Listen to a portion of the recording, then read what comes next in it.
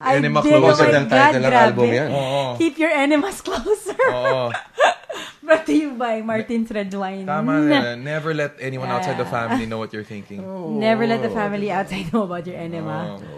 Yeah, Hindi mo, pinis off niya si Mercado. Si Mercado man. Wait, pinis off ba niya or, you know, hindi ko alam I'm not updated. Masakit yung ginawa niya kasi para sila Hindi magkapatid. pinatakbo. And all throughout, diba, si Binay was promising Mercado na you will be the next You'll be the mayor next of Makati. mayor. Until pinatakbo niya anak. Ganun. Okay. Nag-vice mayor ba si Mercado? Yes. Sa kanya, kay Jedro Okay, Mar. yes. Oh, well, Not the son, not Junjun. No. Wait, who's Junjun's vice mayor? Sorry. Is it that Marge De Vera? March De Vera. Galing. Nanalo ba yun? Nanalo yun. Nanalo yata yung vice Hindi, mayor. councilor yata yun. Hindi, nag-vice mayor. Nanalo ba siya? Hindi ko alam Completely unaware. You know, because 4 years outside of Rock and Radio, we just unaware. Well, sa Makati naman, vice mayor. That's right. Vice mayors in general, actually, you don't really know who they are. Well, right? si Herbert, when he was vice mayor, he made a good showing, but he was vice mayor. That's true, but then he's Herbert Bautista. He's been present since he was 95 pounds and courting Lea Salonga on a BMX bike. And all he did was Why? just say yes to whatever Sonny Belonte says. Maybe that's not fair. We don't know that. Maybe we should interview him. Joke lang. Pwede i-edit Si speaker. Si speaker. Hindi pwede i-edit. Hindi, kasi gusto ko si Herbert Bautista as bagets kasi. Okay. Ako si Puto. Gusto ko siya si Puto. Puto. Gusto ko rin yun. No? Ano. Gusto ko siya as Jack and Jill. Si Jill, di ba? Who's Jack? Sharon. Oh. One of the worst movies ever. Really? No, Pido. Nalungkot ako nung pinanood ko sa Coronet yun. Pido Dida was really, I don't that made me sad. Pido Dida. Wait. Which one? Pinanood ko siya 1 ulit. or 3? Hindi siya ganun kasama pala. Yung Pido Dida. Hindi You siya know, Rene Requiestas, is it true that he dated Aquino, an Aquino girl?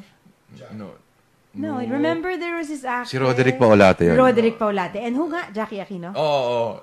Si totoo Rene yun? Requiestas. Totoo yung kay Roderick. Na anak ni Boots Aquino? Yes. Oo. Kasi Rene Requiestas, he was really in love with Teresa Herrera. Teresa Herrera. Monica Herrera. Iba. Teresa Herrero ngayon. You're so Esquire. Monica Herrera. Pero ayaw Esquire. siya halikan ni Monica Herrera on cam. On cam. Off cam pwede. Hindi rin. Kaya sama ng loob. Okay, Kaya nga kasi iba yung off cam eh. when Chris Aquino agreed to kiss him on cam, malaking balita noon. I remember. Did they really kiss? Like mouth? Yeah. Yes. Oh. Chris Aquino and Rene Requiestas? Oh. Wow. Which explains her greatness. I think so. You know, and it's not even the kiss itself. It's the what do you call it? The decision to do it and actually do it. I think that's sexy. Well, okay. Try anything once, diba? No. Maybe not everything. No. Try anything once, but if you like it, try it twice. Or maybe 4 straight nights. I don't know. You can try No, something I'm Catholic ako. I don't so if try you try anything. something 4 straight nights, that's probably very good, right? I wouldn't know. NA ako non-applicable. No. Si Erwin kasi is so chaste. I like I'm Erwin. chaste, Yeah, he is. So, si Erwin is the freest man in the world. Ito yan. I think he is a free man. At wala siyang social media. Yeah, that's the liberation. So, actually, we have to ask Martin. Martin? Hindi na tayo pababalikin ni Martin dito. This is just a reunion episode of Rock and Radio because it's been 4 years since we left broadcast air. But Lourdes is always on air. Yeah, he's always on air. I'm always in the relief center. And Erwin is always on in the office. deciding on covers.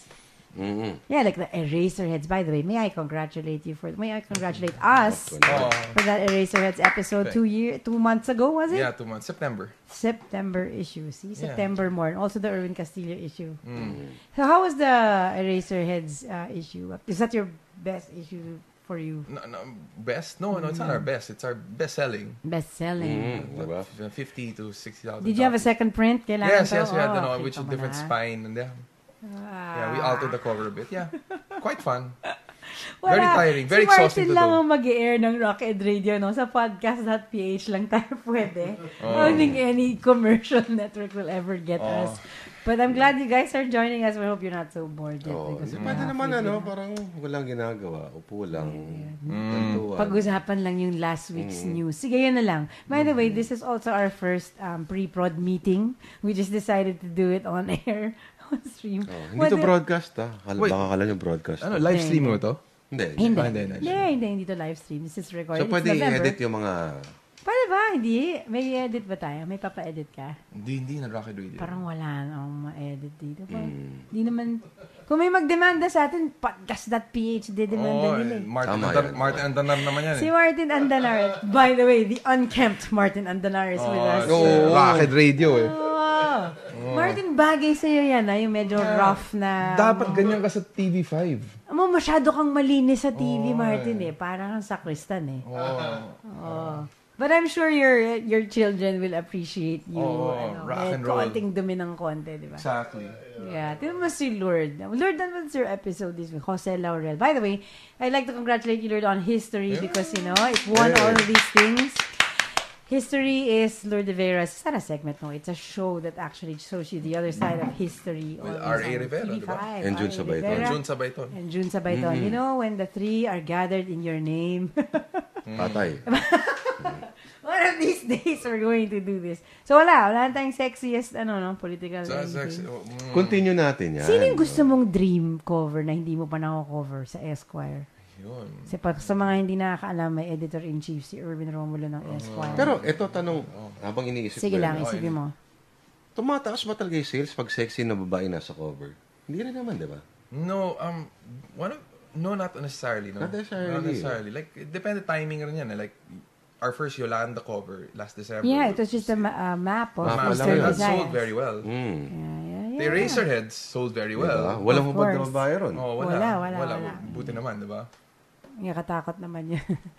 Sa likod nila. Yeah, I mean, you know what did well for us, I think, was the Statesman issue, basically. Really? The joke, no? Yeah. Wow. Especially among the kids. Kasi I think the DLSM. Yes. Tsaka Esquire lang pwede gumawa nun. Can I tell you, Hindi pwede gawin ng food magazine yun, kunyari, di ba? Yung Statesman. No, and then we put a public figure smoking on the cover. Si Guerrero. Yeah, that's right. And a lot of people responded to that cover very well. Well, that's like the Nora Honor smoking of the same publishers, right? Tama ba? Hindi national artist ba dapat si Nora Honor? Wala kung si Garillo Batayan, dapat hindi presidente natin yung kasi ni Garillo siya. Well, si Obama rin, ni Corette, di ba? Yeah, ano kaya? Yes, baka hindi naman health award yun. Bago to. Ano yan? Iba yung alak? Iba. Yun. Okay, pag-usapan natin yung last work. Last will end. What do we want to end with now? Teka, before we end, I want to let you hear this again. Yeah. For podcast.ph hosting Rocket Radio's reunion tonight. Can you adjust the frequency and volume a bit?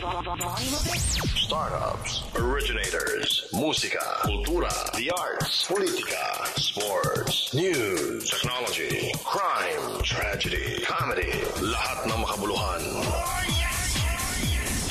We are your independent podcast content creator, straight from the Philippine Islands. Mabuhay. You're listening to podcast.ph. Podcast.ph presents Rocket Radio with Gang Erwin and Lourdes. With no last names. We're like porn stars. Dumating na tayo sa ganung level of celebrity. Parang Tito Vic and Joey. Oh my God. Grabe, wala na nakikinig sa atin. Mga 2-3 lang. Mami ko pa yung isa. Nakikinig kaya mami mo? Hindi, buti na lang. Nasa Instagram siya eh. Tama! Talaga? Mommy of Erwin. Instagram. Like ko siyang tinatag pag nandun ka sa Instagram ko eh. Galing. Let's talk about trends. Trends? Well, I don't know anything about trends. We had food trends, belief trends. What's the belief trend now? Di ba nagka-time sobra yung charismatic movement sa 80s, di ba? Yung mga 80s Father Sonny Ramirez, ganyan. Tapos Father Tropa. Yun. Fringe yun. Yung Cabalas, Church Simplified, Victory, Church Simplified. Victory, yung mga ganyan. Minsan naiingit ako sa kanila. Parang naiingit talaga ako sa kanila. Church Simplified. May sagot may sagot. Tapos kasi you have the neo-atheists, yung mga... More than free thinkers. Free thinkers, diba? Alam mo yun? Atheists pero and foxholes. parang lugi kasi yung mga neo-atheists kasi parang every time nag-argument sila. Kasi pag believers, quote-unquote, ang dali na lang eh. Wala silang masyadong intellectual regimen or exercise na because the gap is provided by faith. You must have faith. Puno na yung void na Unlike yun. atheists, parang sila yung mas mas strenuous ang exercise pagdating sa pagpapaliwanag. Pero okay nga yun eh. Yun naman yung point. No, may science, may math, may... I think that's what attracted Hitchens or people like that. You know, there's science, there's math, there's gravity, real things, you can hold palpable things, you know. Mas mysterious sa akin yung mga psyche. Are you excited for Pope Francis' visit? Well, you know, who isn't? Diba? I don't know. I'm beside myself. Maybe. Yes! Why not? I'm sure it's always interesting to see your country, you know. Yeah, definitely. You know, before, there was the first visit of the Pope, we were very young then, and then the second college na ako eh.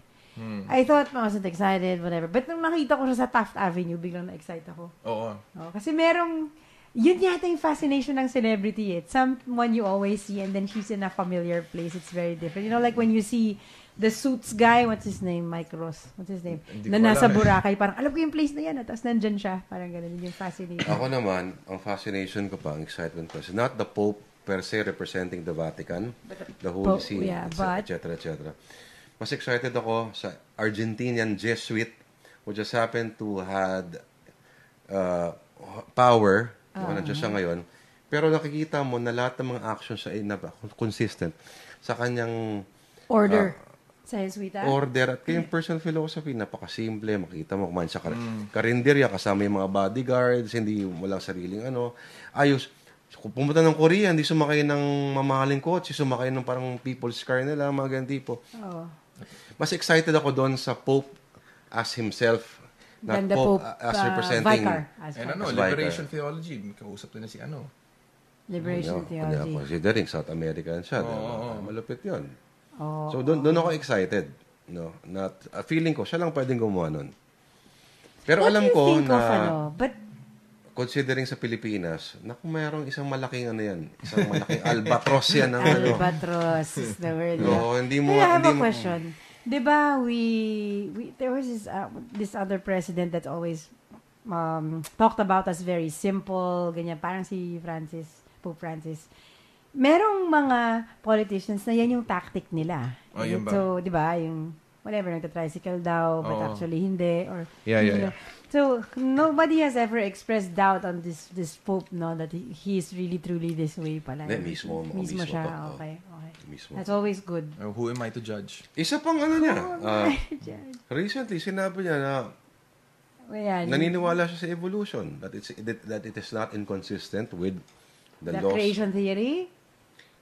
Hindi. Sa pagkasabi niya, lumalabas na sinabi niya na galingan ng pagka-phrase niya. Hindi sinabi na kalokohan yung creation theory. Anong sinabi niya? Sinabi niya lang that the idea of the Big Bang and evolution is not inconsistent with the laws of God. Okay. Ayan. With the teachings of the I church. attended one science vis-a-vis religion conference sometime in the 90s. And it's a literature thing. They really described Genesis, Genesis, the first book, etc., as poetry.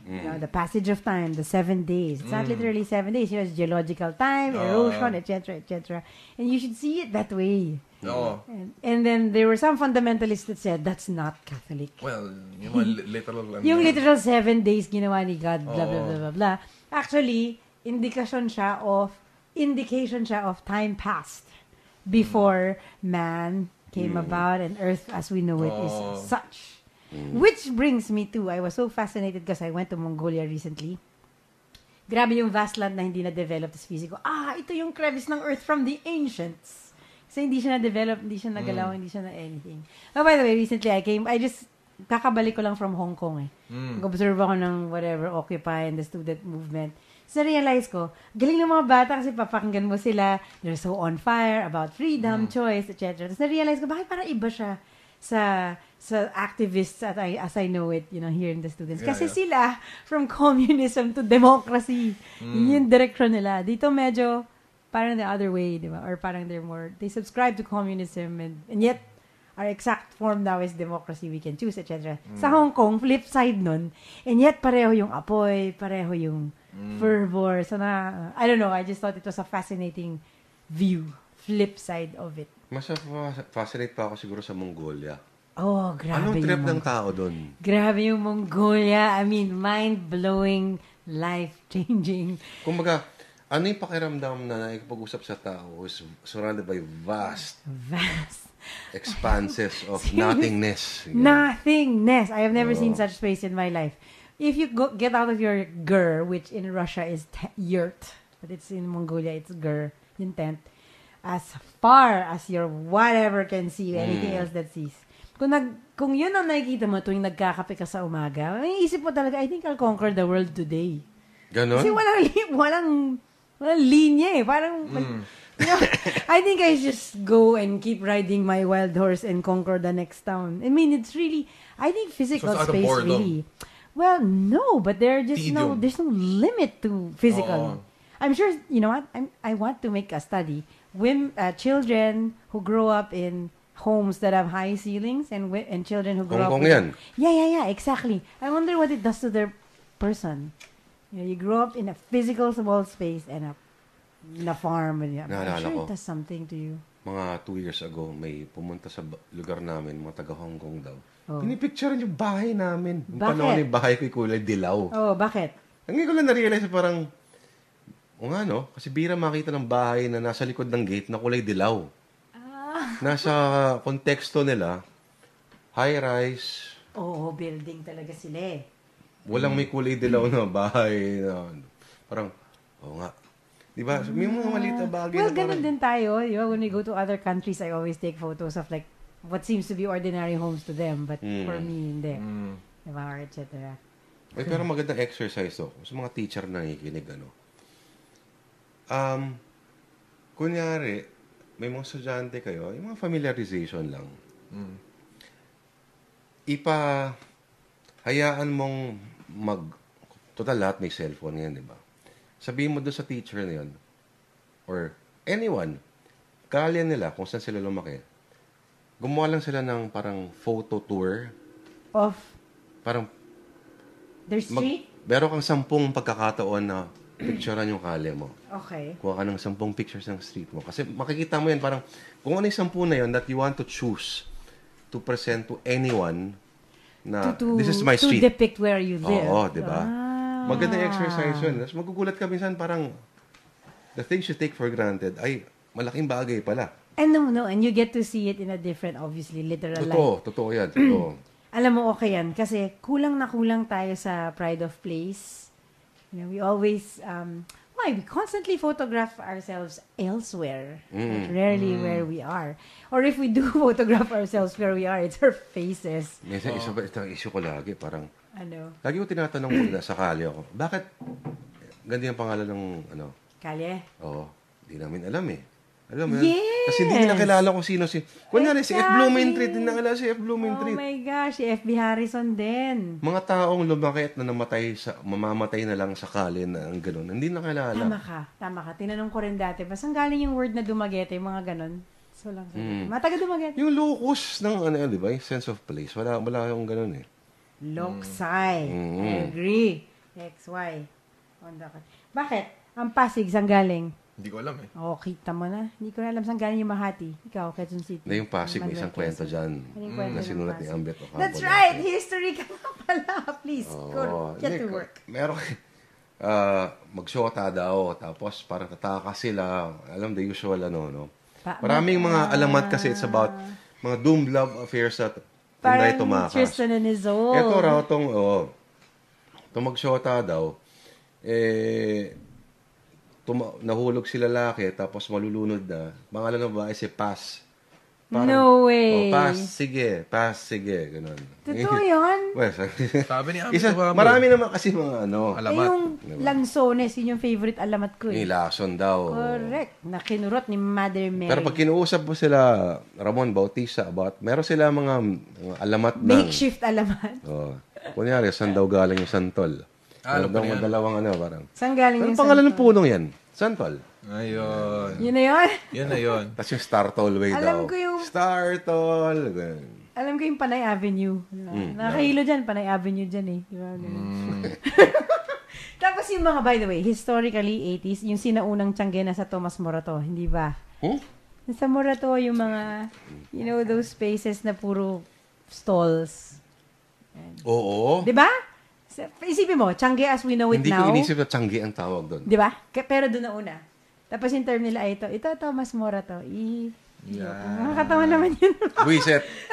Yan. Hindi, pero may space dati ron. May space dati ron na ano talaga. Totoong nauna yung lasing na yan. Totoong nauna yung Changi dun sa Morato. Oo. Yung Changi as we know it, yung may bars, may net in between. And you rent that tiny space to sell everything in the world. Malapit siya doon sa building nila, Morato mismo. Manuling. Exactly. Manuling. Which is, by the way, we pegged Rock Ed Radio. After Dial M. After Dial M, the show of Manuling Morato. On Channel 4. Maggie De La Riva. Where they're really about to flatline with every sentence. Yung parang, sige, let's thank our sponsors. Kasi gulat yung Changi area na yun.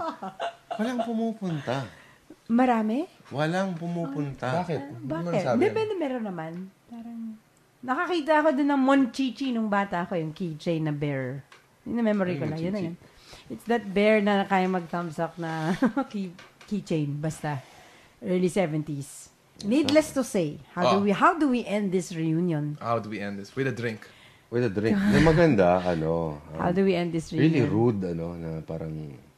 You think we should do this again? We should drink. Kaya nga dapat gusto ko mag-alumni homecoming, yung one round of our former guests. Di ba, kakamustahin natin sila. Si Dick Gordon. Yeah. Wait, sabi no, 2016 na yun. Pag malapit na yung elections. Sabi nga ni Ernest Hemingway about writing.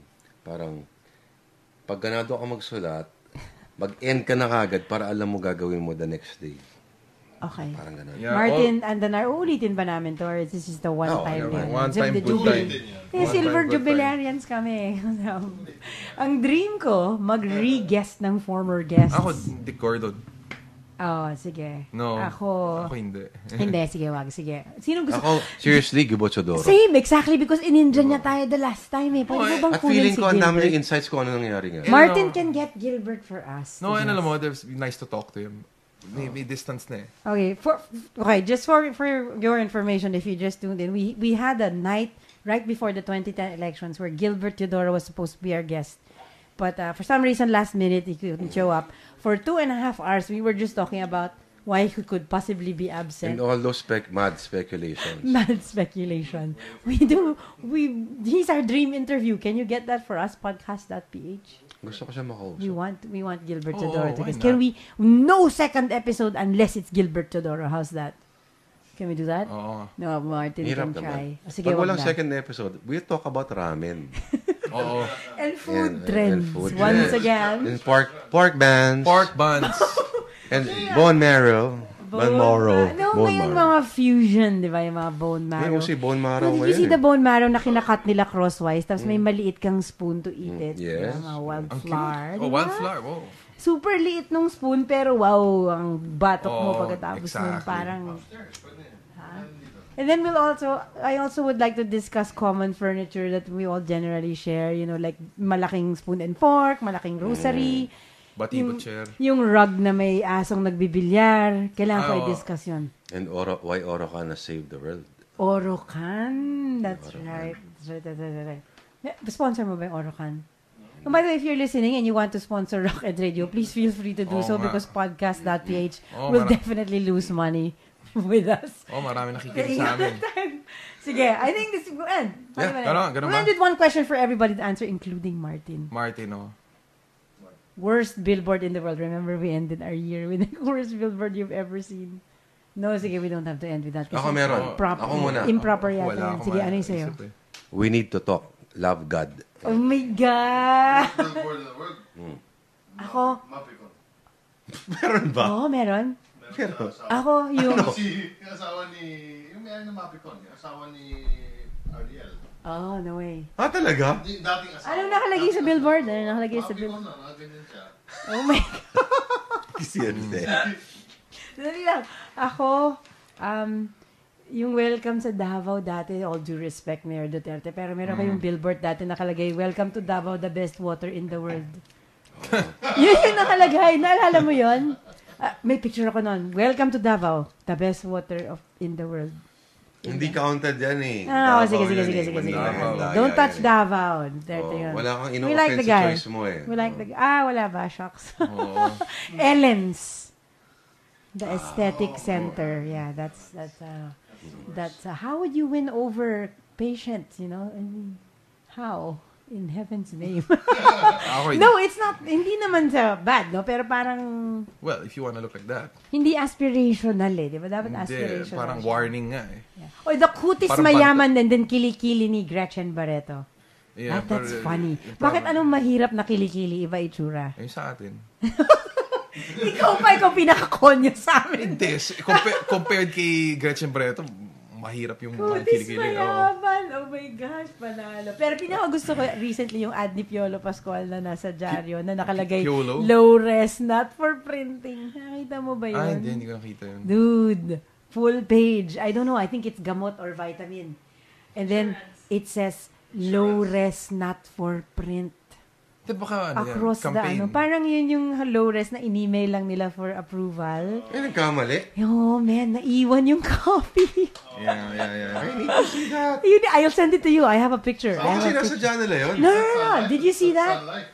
Sun Life. Sun Life. So, it's Piolo. Piolo. And across his chest is this font that says low res, not for print. Sample only, not for print. Paano? No, because you need to send a low-res copy by email to the client for approval, and then you put that. Of course, you should know that you're a publisher. You know that. Kaling, no? Low-res sample copy, not for print. Okay, that's like max headroom. Okay. Yay! This has been Rocket Radio, and you are... Lord Rivera po. Na history. Ako si Gang Bade ng Rock Ed Philippines. And Erwin Romulo of Esquire Philippines. Yeah, no? And this has been Rock Ed Radio's reunion after 4 years. So technically, this is an Olympic reunion. Podcast.ph presents Rock Ed Radio. With Gang, Erwin, and Lure. Yay! This Podcast.ph presentation is supported by Martin Andanar's Homecast Studio and Audio.ph.